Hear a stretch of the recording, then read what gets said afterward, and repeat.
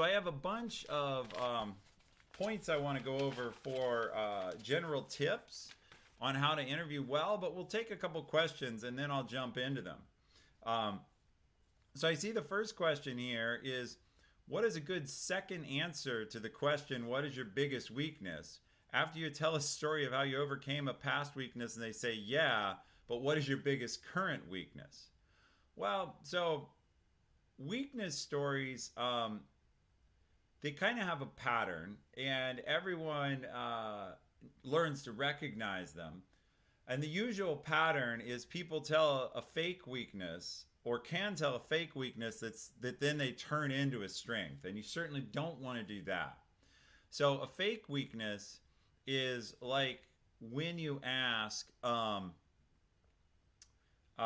when you say, well, my weakness is I work too much. So I'm actually a workaholic, and my weakness is I work too much. And obviously what you're communicating there is, oh, hire me and I'm going to work all the time.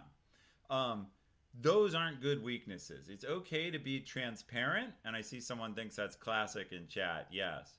Um, you want to give a real weakness. You want to tell something that really is a problem. Now, obviously, hopefully, you don't have problems that be like, yes, that's illegal. You don't want to say like my problem is I embezzle a lot.